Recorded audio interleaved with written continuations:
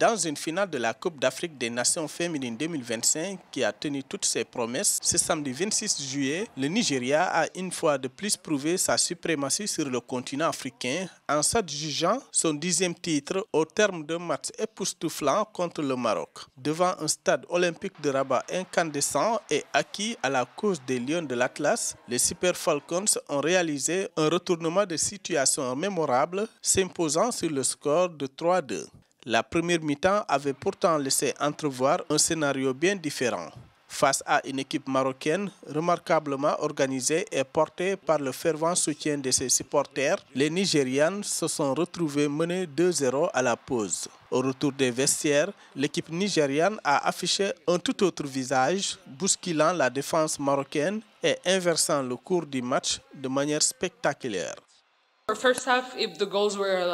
Durant la première mi-temps, nous avons concédé des buts, ce qui est regrettable, bien sûr, car cela fait partie du football. Dès notre retour des vestiaires, vous avez remarqué notre état d'esprit et notre combativité. On était convaincus qu'on allait réussir en seconde période parce que c'était une question de tout ou rien.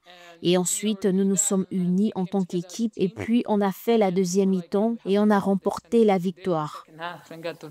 Du côté marocain, la déception est palpable, mais la fierté l'emporte. Jorge Vilda, l'entraîneur espagnol des Lions de l'Atlas, a tenu à exprimer sa gratitude malgré la défaite.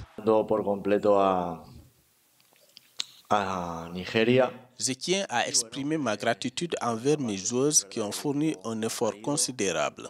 En première période, elles ont su former une défense robuste face au Nigeria. Durant la seconde période, le niveau a diminué. Physiquement, nous avons eu du mal à toucher le ballon.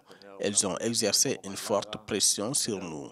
Notre condition physique ne nous permettait pas de nous approcher des buts de l'équipe adverse. Nous aurions dû remporter cette rencontre. Nous avons bénéficié d'un pénalty indiscutable alors qu'il y avait encore 2 partout, mais la VAR l'a invalidé. Penalti claro a favor, pitado por la árbitro. Cette finale restera comme un moment fort du football féminin africain, soulignant la passion, le talent et la combativité des équipes. Le Nigeria, avec son 10e titre, continue d'écrire l'histoire, tandis que le Maroc, malgré la défaite, sort grandi de cette compétition mémorable.